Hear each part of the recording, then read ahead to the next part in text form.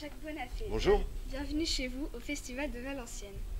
On vous connaît acteur, metteur en scène, vous enchaînez long métrage, court métrage, pièces de théâtre, séries télé. Vous avez prêté votre voix pour de nombreux livres audio. Vous avez été la voix française de l'acteur Kevin Spacey dans le film Usual Suspect. Nominé 5 fois au Molière, vous avez été récompensé en 2009. Vous aviez une carrière prestigieuse, mais nous aimerions que vous nous parliez du Nord, de votre enfance adouée, de votre jeunesse ici. Moi, je veux bien, parce que ça, tout ramasser, ça fait beaucoup comme ça. Je trouve ça presque un peu faux. Je me dis, c'est truqué, là, ce truc. Les décorations, les récompenses, ça n'a jamais fait marcher les choses dans la vie. C'est pas ça. On fait croire. Ça console après d'avoir un premier prix ou d'être nommé pour un premier prix. Tout ça, c'est pas grave. L'important, c'est d'avoir envie de faire les choses. Et en même temps de pouvoir rêver avec elle. C'est-à-dire, je rêvais de faire du théâtre, et puis j'ai pu rendre ça concret. Mais en fait, c'est tout simple. C'est pas un truc qui est tout en haut, comme ça, inaccessible, incroyable. Je trouve que c'est plutôt d'abord quelque chose qui commence comme d'apprendre à marcher, quoi. C'est bien, j'ai bien réfléchi, c'est un pied devant l'autre. Et évidemment, il y a une chose nécessaire au théâtre, c'est de ne pas être seul. Parce que là, la description que vous me donnez, c'est celle d'un grand sportif qui a remporté des épreuves. Mais en fait, on n'est jamais seul. Moi, je suis fait par les autres. Au début, quand j'étais lycéen, comme vous, parce que vous êtes en terminale, c'est ça? Collégien. Ah bon? Ah, vous êtes très en avance pour votre... Vous êtes... Ah bon? Oh, c'est incroyable, mais je pensais que vous étiez en classe supérieure, carrément. Moi, bah non, je rigole pas, Axel. Bon, alors faites un petit plan sur Axel. Alors, misote à l'école, j'aimais bien de faire du théâtre. C'est-à-dire que il faut se dépenser quelque part. On sait qu'on est toujours le cul assis en train d'étudier ses leçons et tout ça, c'est bien, mais on est mieux dans sa peau, dans son époque, quand on peut aussi bouger son corps vers des choses auxquelles on aspire. Les uns, c'est la vitesse, et d'autres, ça peut être l'expression. La chance que j'ai eue quand j'avais votre âge, alors c'est vraiment en quatrième, en troisième, j'ai pu faire de l'expression. Vous voyez que nous sommes au cœur même du festival de Valenciennes. Vous entendez autour de moi des bruits, des rumeurs qui vous font comprendre que ici c'est aussi important qu'à la Croisette. Bientôt sur le tapis rouge, ces amis qui sont là, le jury, c'est incroyable. Ils sont là en direct, comme quoi vous pensez que le cinéma c'est de la conserve. Pas du tout. C'est du frais, tout frais. Regardez, qui est là, autour de nous, le jury du Festival de Valenciennes qui vient d'arriver au bar et qui s'agrippe déjà, ça me semble un peu, pour prendre un café. C'est juste pour prendre un café. Alors, qu'est-ce que je disais? Très important. Rappelle-moi, qu'est-ce que je disais, là? J'ai perdu le fil. À l'école. Oui. Déjà petit, à l'école, bon, je me souviens que ça a été un grand bonheur. Les uns aiment faire de la compétition, de l'athlétisme et du sport, mais moi c'était avec mon corps de pouvoir bouger dans l'espace, inventer. C'était à la fois du théâtre et de la danse, des travaux d'expression. On était un groupe comme ça et on se déchaînait là-dessus. Le mime était notre prétexte, mais aussi l'expression corporelle. On inventait des tas d'histoires. Puis après, dans le Nord, il y a beaucoup de troupes amateurs qui sont très vivantes, que j'ai pu rencontrer, que j'ai eu l'idée de rencontrer dans ma ville, qui est, comme vous le savez, la ville de Douai. Ouais, Douai, un jour, tu vas voir, Douai, Valenciennes, le vrai combat va avoir lieu, tu vas venir. Oui, je ne suis pas né à Valenciennes. Ah oui, effectivement, c'est la ville de Douai, oui. Oui. Eh ben, il y avait beaucoup de troupes amateurs. Ce qui me fait toujours rire dans le Nord, c'est que même on jouait en plein air, on n'avait pas froid aux yeux. On n'avait pas froid aux doigts non plus, aux dos de pied non plus. On était, et ainsi, c'est comme ça que j'ai mal tourné. J'ai commencé à faire du théâtre à votre âge, et après, je n'ai pas pu m'arrêter. Par chance, quand j'ai eu 20 ans, j'ai assez vite il s'est trouvé des occasions, j'ai pu faire du cinéma. Après, j'ai vécu ma vie de star, et puis à un moment, j'ai dit, oh non, c'est fatigant d'être star tous les matins. Et donc, je suis redevenu normal, et c'est pour ça que je vous parle à vous, et que je préfère parler à vous qu'à Paris Match. Alors, une question, Axel. Vous êtes très attaché à cette région. À quoi est-ce dû? À quoi est-ce dû? Ben, c'est parce que je ne suis pas téflon. Moi, j'attache. Moi, j'attache très fort. J'ai pas de.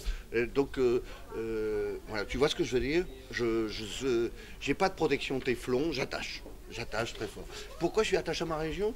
Mais c'est ma région d'attacher amis comme ça. Ici, les gens. Il y a une forme très. Je crois qu'il y a un sens très fort de la. Il faut extérioriser son affection, son entente, même presque à l'excès, presque un peu trop. Mais ça compte beaucoup. Le lien familial, bien sûr, mais au-delà du lien familial, celui qu'on peut s'inventer. Moi, c'est beaucoup d'auteurs du Nord qui m'ont appris ça, des réalisateurs du Nord, c'est que ma famille, elle est dans ma rue aussi. Elle est de l'autre côté de ma rue. Il y a des gens avec lesquels j'ai passé parfois plus de moments que dans ma famille et qui comptent énormément. On se construit les uns les autres, c'est toujours la même chose. Je crois qu'on est attaché au Nord par le sentiment qu'on a constitué un ensemble et que, même secrètement, même si on ne le dit pas mais ça compte énormément. Maintenant, il faut faire gaffe à ce que cet attachement ne soit pas une fermeture au monde. Je crois que la première chose qui compte le matin ou à quelque heure que ce soit, c'est de se dire que on est soit ici et qu'il y a un autre bout du monde là-bas, très loin. Qu'il faut un jour, ça peut être l'envie de voyager, de connaître ces autres mondes, et puis une autre fois, ça peut être une forme de. Toutes les formes de voyage sont bonnes. J'aime beaucoup les livres pour ça. Je suis reconnaissant aux livres de m'emmener ici. C'est un roman et hop, je pars dans des îles lointaines. Ici, c'est juste un article. Et grâce à cet article, déjà, je m'évade. Je connais des choses que j'ignorais. Je ne peux pas m'en tenir aujourd'hui sur la planète sur laquelle on vit, qu'on partage. On ne peut pas s'en tenir à son petit coin, à sa coin, quoi, à sa petit coin. Ça, c'est... Bien sûr, on est heureux d'être ici parce qu'on vibre de ce qu'on vit au monde. Oh oui. Est-ce que... Il faut filmer cette oreille-là. Elle a été moulée au musée Grévin et elle vaut très cher. Elle est très... J'ai une oreille droite, quoi. Alors, troisième question. Jacques Bonafé, pourrions-nous vous demander d'être un peu plus bref? Parce que alors là, on va jamais en sortir de cette affaire-là. Bon, troisième question. Et il y en a 18. Oh, bah, Dieu. Alors, vas-y. Lors de la cérémonie d'ouverture du Festival de Valenciennes, vous avez rendu hommage aux Joseph Cafouniette et à la cité Fémière qui était de Nain. Oui. Vous pouvez nous expliquer qui était Jules Mousseron? Ben oui, je veux vous expliquer qui était Jules Mousseron, d'autant plus volontiers que on l'oublie un petit peu, et ça a été un personnage formidable. Il y a des grands personnages locaux, grands personnages régionaux. Puis alors dans le Nord, on a une spécialité, c'est qu'on fait des géants aussi. Quand on aime beaucoup les gens, on en fait des géants, puis on les promène dans les rues. Misotte est une adouée, donc géant, c'est au Gaïa. Te connais, monsieur et madame Gaïa? Un petit peu, quoi, un petit peu. Bon, moi, ce que j'aime, c'est cette légende qui passe de bouche à oreille, comme ça. Les histoires qu'on raconte. Et les histoires de Cafouniette, c'était ça. C'était des mineurs des ouvriers, au travail, dans les moments de détente. Ils fabriquaient des histoires, ils se les racontaient, puis ça racontait leur vie.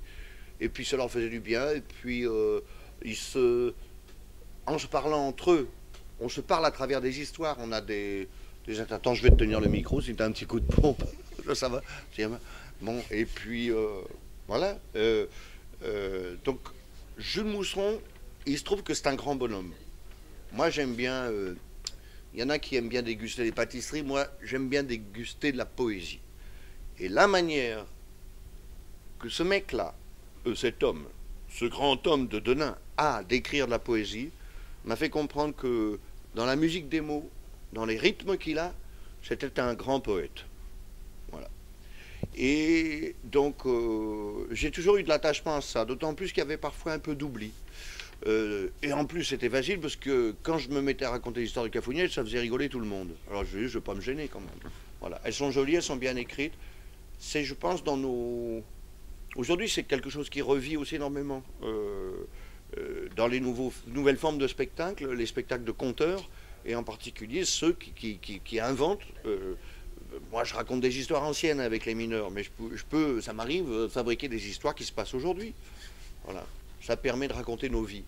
Et c'est très important. Moi, c'est pour ça que je fais du théâtre, c'est qu'il faut raconter nos vies. À force d'être raconté par les autres, on n'arrive plus à se raconter soi-même. Donc il faut multiplier les procédés pour raconter. Tu peux faire 15 reportages sur les ch'tis, tu vois, en disant regardez, oh, c'est des bêtes curieuses, oh, ils sont rigolos, ha ha ha. Et ben n'empêche que le plus important, c'est que les ch'tis, ils parlent d'eux-mêmes. Ils racontent leur histoire, qu'ils fassent leur film, qu'ils se racontent, comme il y en a d'autres à Marseille qui se racontent, ils se racontent de très bien, ils racontent leur histoire par eux-mêmes, quoi. Ils n'ont pas attendu qu'on vienne les filmer, quoi. Voilà. T'as compris? Qu'est-ce que je disais? Oui. Et Jacques, ça va, c'est pas trop lourd? Ouais, entre frères Jacques, oui. Alors, oui, posez-moi encore une question. Ça paraît très intéressant ce que vous faites. C'est un exposé pour le centre de recherche valenciennois sur la mémoire du patois, c'est ça? Oui, alors, Axel, je suis prêt. Revenons au festival. Oui. Qu'est-ce qui vous a poussé à devenir jury du documentaire? Personne ne m'a poussé. Hein. Personne ne m'a poussé. Hein. J'ai été de moi-même. Ben non, parce que j'aime beaucoup les documentaires.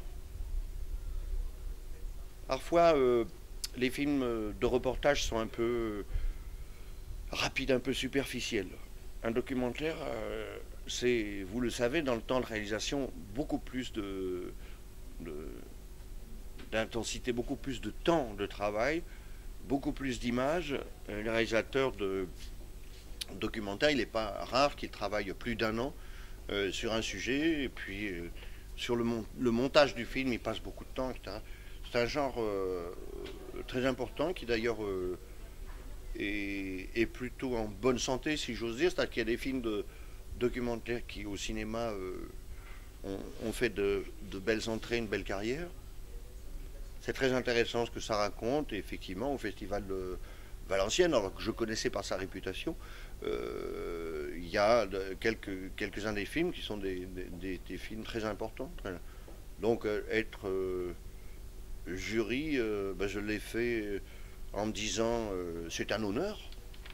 Et puis de l'autre côté, je me suis dit, oh, je finirais bien par rencontrer des tchos valenciennois, des tchiottes valenciennoises avec lesquels je me remettrais à peu près à niveau, quoi. Et de dire, voilà, oui, tout simplement. Alors, question 18. On peut connaître votre actualité, vos projets? Oui, j'étais beaucoup occupé ces derniers temps parce que je suis parrain. Je suis parrain du Printemps des Poètes. Alors, ça veut dire que je peux me reposer. Le parrain, il fait travailler la mafia, quoi. Je fais travailler la mafia de la poésie, ouais. Et j'ai fait des spectacles, j'étais à droite, à gauche, dans beaucoup de villes de France, et je fais voyageur représentant de poésie, VRP. Là, ça va un petit peu s'interrompre, et je vais avoir des tournages un petit peu au cinéma qui viennent. Je suis très heureux d'avoir tourné dans un film qui se passe dans le Nord, et qui raconte une histoire très importante dans le Nord. C'est l'histoire, juste en 40, au début de la Deuxième Guerre mondiale, de l'exode des populations. C'est ma mère qui me racontait ça. Donc à l'époque de vos grands-parents ou arrière-grands-parents, ils se sont tous retrouvés sur les routes, vraiment des milliers de gens, parce que la guerre arrivait, parce que les Allemands arrivaient. Et ça, c'est très difficile à raconter au cinéma. Il faut évidemment des gros moyens. On a tourné pendant 2 mois un film qui s'appelle En mai, fais ce qu'il te plaît, et qui est un film de chez nous, quoi. Un bon produit régional. Non, c'est un grand film de cinéma. Il est formidable. Voilà, donc un peu dans mon actualité, je continue à faire beaucoup de théâtre, je reprends des spectacles, et puis j'ai d'autres tournages la chance du comédien d'avoir beaucoup de tournages. Oh, je suis fatigué. T'en as encore beaucoup? 2. 2. Ah bon, on va y arriver. Dis-moi. Non, deux. Attends, je vais répondre vite à la suivante. Vous avez un petit message pour nos jeunes collégiens et lycéens? Oui. Non, j'ai dit que je ferais vite, alors... Non, le message... moi, j'ai une drôle de façon de dire qu'il faut garder la foi. Je ne suis pas du tout religieux. J'aime pas l'abus, l'envahissement que produisent les religions aujourd'hui dans nos activités. J'ai toujours l'impression qu'on est assez grand pour se passer du bon Dieu. Mais par contre, il faut avoir la foi. Ouais. Il faut croire à des choses follement. Il faut croire à la beauté de l'art. Il faut croire à la beauté des gens. Il faut croire à ce qu'on entend quelquefois en écoutant avec une oreille, quand on s'en dit mais c'est beau et tout ça. S'enthousiasmer, c'est une des choses les plus intéressantes, les plus formidables, et qui n'empêche pas d'ailleurs d'avoir des jours inverses. Parce qu'il n'y a pas... moi, je suis contre un enthousiasme, comment dire, non-stop, là, où, toujours content, je suis hyper content. J'ai fait des sketchs là-dessus en disant non. Les gens du Nord qui disent, mais je suis content. Et content. Non, je crois qu'on est comme ça, mais enthousiaste, on peut l'être. Étonné. Bon, on s'arrête là. Il faut la foi. Jacques, on ne pouvait pas vous quitter sans vous demander quelques phrases de Mousseron et en patois bien sûr. Oh, j'oserais jamais, je suis tout rouge. Oh non, vous me confondez. Et alors, bon, il y en a plein, des histoires. Il y a des histoires pour rire, puis il y a des histoires comme... tu connais le petit caca? Un petit peu. Ouais. Alors déjà, faut le faire. Et si tu me laisses faire une bonne semaine, giro tacaté,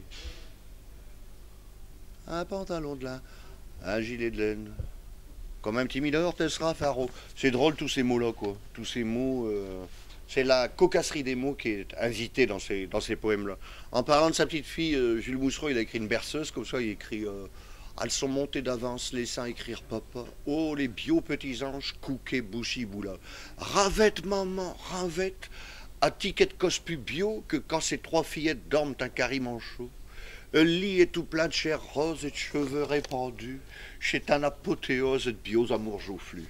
Bon, ça, c'est comme des paroles qui fonctionnent bien ensemble, tu comprends? Ici, alors, tu me donnes à lire un petit morceau. Belle comme un ange, pleine de bonté, j'ai béni la vie intime, t'as inondé mon âme et de clarté, t'as été ma plus bio poème. Bah, dis donc, ça, si c'est pas de l'amour, belle comme un ange, pleine de bonté, qu'il y a ce femme. J'ai béni la vie intime, ou peut-être il y a sa muse. Tu sais ce que c'est, une muse? Oh, t'as encore des études à faire, hein? La muse, elle m'amuse. Chez qui? La muse, c'est celle qui inspire. Celle qui inspire, un auteur, un musicien, ou un poète, un poète même. Alors un poète a deux muses, il a la muse. Belle comme un ange, pleine de bonté, j'ai béni la vie intime. T'as inondé mon âme de clarté, t'as été ma plus bio poème. T'as tout compris? Oui. Bon, d'accord. Alors du coup, ben voilà. Merci beaucoup Jacques Bonafé, bon festival. Merci, j'étais très content de vous rencontrer. Ça me fait beaucoup de bien. Ça me rajeunit. Pam, pam, pam.